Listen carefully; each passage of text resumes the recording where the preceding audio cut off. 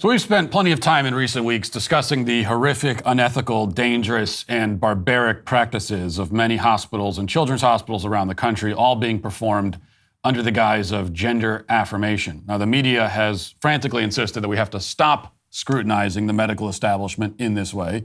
Even if hospitals are sterilizing and butchering children, the media says we must not offer any critique, because if we do, we're guilty of incitement and even terrorism. So we have to remain silent, they tell us. But I've never personally been very good at following orders, especially when those orders are delivered by the soulless goblins in the national media. I'm much more inclined to do exactly the opposite of whatever they say. And in fact, all this talk about the Frankenstein butchery happening at our nation's hospitals has made us wonder about the hospital closest to us here in Nashville. Vanderbilt University Medical Center is the full name, Vanderbilt. We'll just call it for short. Over the past several days, we have investigated the matter, and now I want to show you what we found.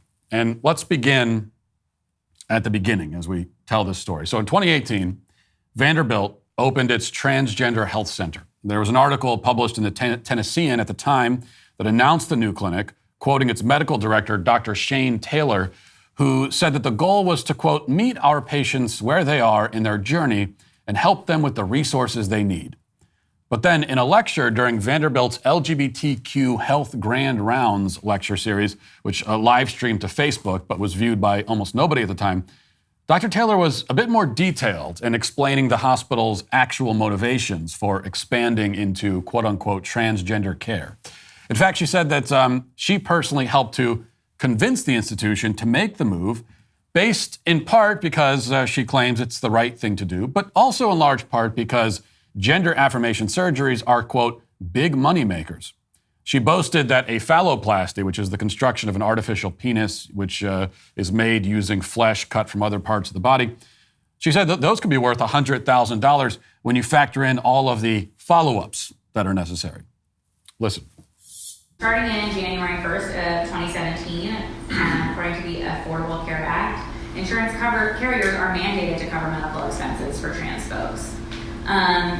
Some of our VUMC financial folks in October of 2016, starting a couple of years ago, put down some costs of how much money we think each patient would bring in. And this is only including top surgery. This isn't including any bottom surgery.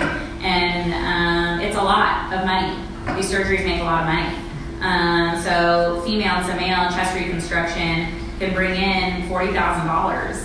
A patient just on routine hormone treatment, who I'm only seeing a few times a year, can bring in several $1,000s. That requires a lot of visits and labs. It actually makes money for the hospital. Now, these I got from the internet, but it's from the Philadelphia Center for Transgender Surgery, which does a lot of surgery for patients. And I just want to give you an idea of how much these bottom surgeries are making. And I think this has to be an underestimate. This is for a vaginoplasty. They're quoting roughly around $20,000 for a vaginoplasty, but that doesn't include your hospital stay. That doesn't include your post-op visits. That doesn't include your anesthesia, your OR. So I would think that this has to be a gross underestimate. I think that's just like the surgeon's piece of it, which anybody who's ever been in the hospital knows that that's like 10% of it. And then the female to male bottom surgeries, these are huge money makers. Again, I think this has to be an underestimate, that they're quoting around $20,000 for a phalloplasty. There's been different things that I've read that said it could be up to $100,000. Dr. Winokur, who's our surgeon, says that there's entire clinics where the entire clinic is supported just by their phalloplasties, and that is like a fraction of the surgeries that they're doing. These surgeries are labor intensive, they require a lot of follow-ups, they require a lot of OR time, and they make money. They make money for the hospital. Now, profitable though it may be, there are some medical professionals who take the Hippocratic Oath seriously and object to carving up a person's body in this way. Vanderbilt was apparently concerned that some of their own staff might fall into that category. So at another Grand Rounds lecture in 2019, a woman named Dr. Ellen Clayton, who's a pediatric specialist at Vanderbilt, told those assembled that if they refused to participate due to their religious beliefs in these procedures, there will be consequences. Conscientious objections are problematic, she explained, and those who object really shouldn't work at Vanderbilt at all. Listen. If you are going to assert conscientious objection, you have to realize that that is problematic. You are doing something to another person, and you are not paying for the cost for your belief. I think that is a real, I think that's a real issue. So, so I think, so yes, Vanderbilt, if someone has a conscientious objection to participating in this sort of surgery, it probably has to accommodate you to the extent that you can find another person who can do your job, who doesn't have an objection, other things of that nature. But I just want you to take home that saying that you're not going to do something because of your conscientious, because of your religious beliefs, is not without consequences. And it should not be without consequences. And I just want to put that out there. We are given enormous, if you don't want to do this kind of work, don't work at Vanderbilt.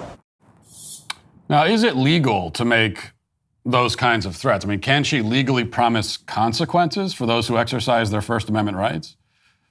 Well, whether she can legally do that or not, she did. And the point was made clear. Vanderbilt just got into the gender transition game. And now it is such a central part of its core mission and its business plan that any doctor who objects is not welcome to work in the hospital at all. Yet, even with these warnings, Vanderbilt would seem to be deeply concerned that some of the doctors on their staff might still stick to their bigoted superstitions, like, their belief in human biology and that sort of thing. So to solve that problem, they proudly unveiled a first in the nation, they say, program called Trans Buddy. Well, if you are like so many people in our culture, desperate for validation and respect, then I've got one way you can achieve that. It's with established titles. Now, established titles is your opportunity to earn the title of Lord or Lady and gain the respect that you deserve. All you need is a 1 square foot plot of land in Scotland. That's all it takes. In your title pack, you'll be bestowed with at least 1 square foot of dedicated land on a private estate in Edelston, Scotland, plus an official certificate with a crest. As you can see, I have mine here, which I usually proudly display in my studio. Your certificate features a unique plot number with which you can see the exact location of your land, and you can even go and, I guess, probably stand on it if you want to. Title packs from established titles are a fun and unique gift for any occasion, and there are even couple packs that come with adjoining plots of land for the special someone in your life. With your certificate, you could officially add the prefix of Lord or Lady to your credit card, to your plane tickets, even your dating profiles, most importantly. And get this, Established Titles told me that the first 200 people purchasing a title pack using my exclusive link will receive a plot within a few walking minutes of mine. So depending on how many of us become lords and ladies, we can build our own kingdom. Established Titles is actually running a massive sale right now. Plus, if you use the code Walsh, you get an additional 10% off. So it's a lot of incentive. All you got to do is go to establishedtitles.com/Walsh to get your gifts now and help support the channel. So the Trans Buddy program means that trans patients are paired up with an activist from the community who attends appointments with them. The Trans Buddy initiative is there to, quote, observe how hospital staff are interacting and to ensure that they're using correct pronouns. A Trans Buddy volunteer in the clip we'll play for you in a second even explains that some medical providers at Vanderbilt are unsafe, and so they require this form of babysitting. Watch.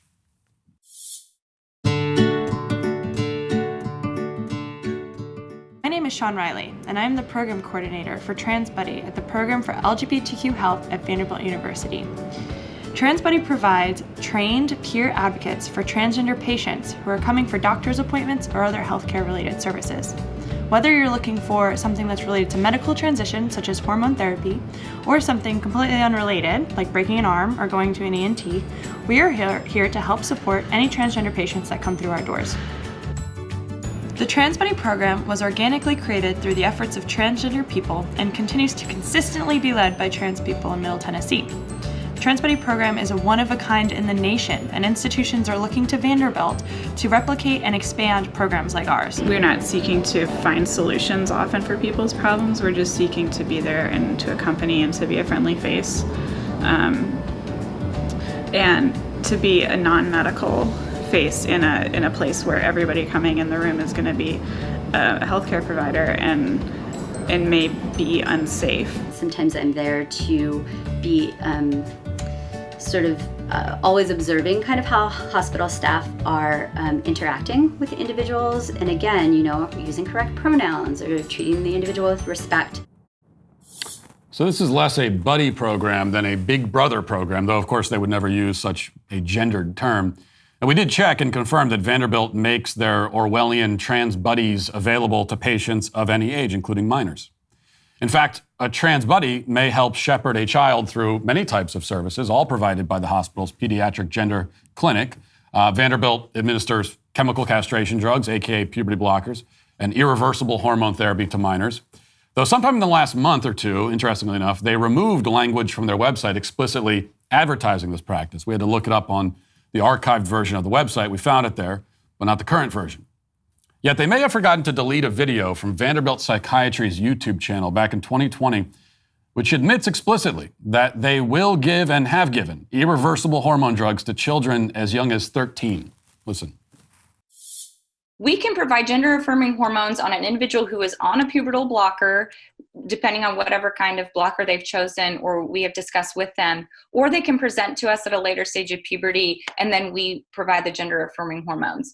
Previously, the Endocrine Society recommended to start these at age 16, but we all know that would be delayed puberty, right? Not 16-year-olds don't start puberty. So more recently, they did update that to say as early as 14 for compelling reasons. So we have some individuals who have started gender-affirming hormones at 13 or 14 to be more like their peers. Again, fertility preservation and consent are very important to discuss prior to any initiation of these. For compelling reasons. And I think we can probably assume that they've never met a reason that was not compelling to them. So after they've drugged and sterilized the kids, Vanderbilt, as explained in this video presentation by plastic surgeon Julian Winnicor and physician's assistant Shaylin Vanderbloemen, at that point, they will happily perform double mastectomies on adolescent girls.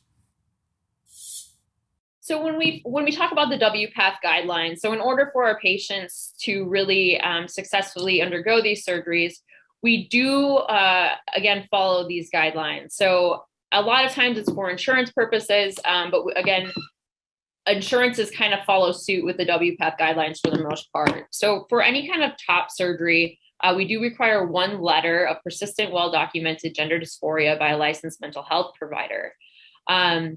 We ensure that the patient is capable of making fully informed decisions on their own. They're the age of majority. However, for a lot of our younger patients, again, if they are 16, 17, here at Vanderbilt, if they have been on testosterone, have a parental consent, we're able to do a lot of the top surgeries for those patients. So let's review. Vanderbilt got into the gender transition game, admittedly, in large part because it's very financially profitable, and it is. They then threatened any staff members who objected and then enlisted a gang of trans activists to act as surveillance in order to force compliance.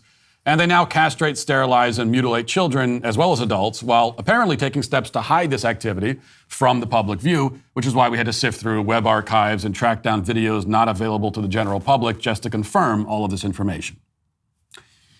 We're left in the end, once again, with a stark reality that the field of medicine has been infiltrated and co-opted by radical ideologues, by left-wing cultists and LGBT extremists. Vanderbilt, like so many other medical institutions, has sacrificed both science and ethics on the altar of gender ideology. And we who object are labeled terrorists. But that is the desperate tactic of a system that knows it is being exposed. We can't allow ourselves to be bullied by those kinds of intimidation tactics and emotional blackmail. We are confronting one of the great evils in human history. There's no question about it.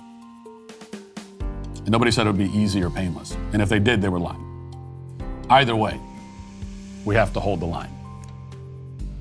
Well, I hope you enjoyed that clip from the Matt Walsh Show. If you did, be sure to subscribe to this YouTube channel and click the notification button to get more content like this. If you want to watch or listen to the full show, head to dailywire.com and subscribe today. You can also listen to my podcast on Spotify, Apple Podcasts, or wherever you get your podcasts.